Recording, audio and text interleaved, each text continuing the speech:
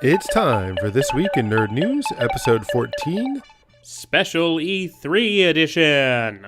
Welcome to our extra special This Week in Nerd News E3 rundown with the extra fancy Automagic scorecard. Here's how it works. Everybody starts at 0, and we add or subtract points based on how good, bad, interesting, or straight up boring said pieces of information are.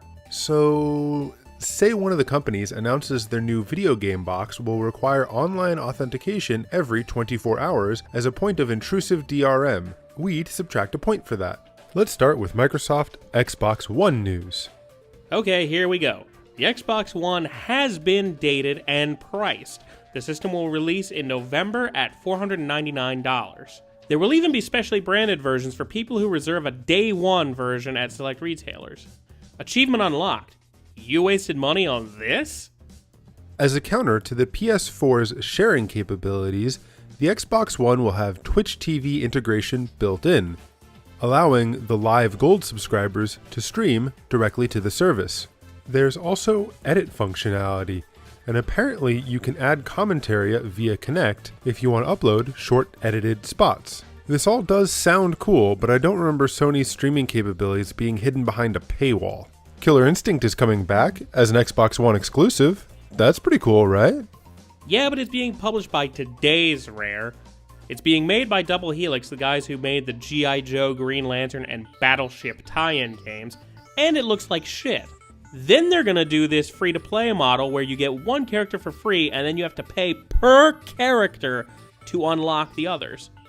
Also rape jokes. There we go. Just let it happen, it'll be over soon. Minecraft. There's a sequel to Panzer Dragoon coming out on the One, and I don't get it either. I mean, it looks pretty awesome, even if it is apparently silent.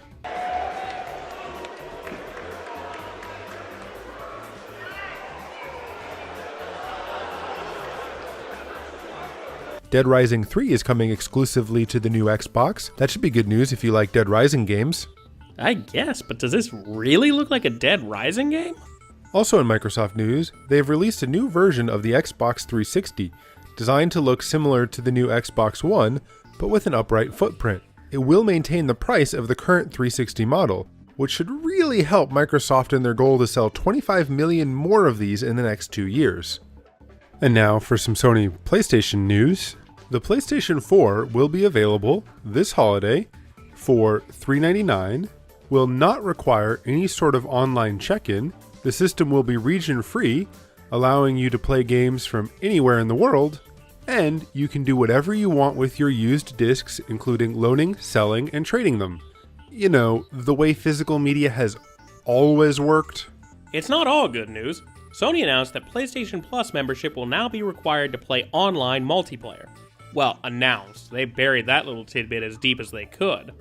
This is somewhat neutralized by the fact that your membership can be cross-platform across the PS3, PS4, and PlayStation Vita. Once the system launches, you will also get one free PS4 game per month, in addition to all the current free stuff, discounts, and timed demos that you already get with membership. Day 1 exclusive launch titles include Killzone Shadowfall, Knack, and the visually stunning Drive Club. And additionally, infamous Second Son will follow later in the launch window, quote-unquote, filled with open-world, fire-based superhero goodness. And now for Nintendo, Wii U, and 3DS news. The next big Mario game has been announced. Super Mario 3D World, a sequel to the fantastic 3DS game, Super Mario 3D Land. It's the first Mario game since Super Mario Bros. 2 to have 4 different player-selectable characters for co-op mode, most notably including Princess Peach. However, the most important feature has to be Cat Mario! Look at him, he's adorable. There's a ton of new games coming out for the Wii U within the next year. Titles include Wind Waker HD, Mario Kart 8, Donkey Kong Country Tropical Freeze, Pikmin 3, Bayonetta 2, The Wonderful 101, X, the new game by the guys who did Xenoblade, and Wii Party U. Well, they can't all be winners.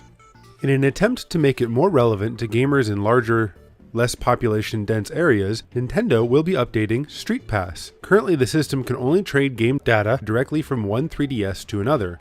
With the upgraded system, the 3DS can use public Wi-Fi hotspots as way stations leaving data for other 3DS players to pick up later. This all means more Street Pass data shared with more 3DS users, even if it has a few shades of Big Brother or Prism. Nintendo didn't want to just stuff all of their eggs in the Wii U basket, so the 3DS has a bunch of other interesting stuff coming out as well. Most notably, Pokemon X and Y will be available in October. The Legend of Zelda: A Link Between Worlds will hit in the fourth quarter of this year. Takashi Tezuka is working on Yoshi's New Island.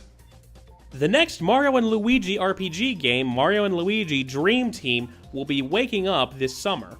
So while Sony did predictably and thoroughly beat Microsoft, it turns out Nintendo won E3. Nostalgia, will you never stop printing money? There's even more E3 news than we can fit here, so for more information and to get our opinions of the announcements, check out the Jason Squared podcast, which is available on iTunes. That's all for this week. Make sure to hit subscribe to get all of the latest episodes. You can check out all of our shows, including our weekly podcast at jasonsquared.com. You can also like us on Facebook at www.facebook.com/JasonSquaredShow. You can follow me on Twitter at Jason A. Guerra. You can follow my individual Twitter at JasonH2. And you can follow both of us at Jason2Show, also on Twitter. And if you insist on using crappy old email, you can reach us at jasonsquaredshow@gmail.com.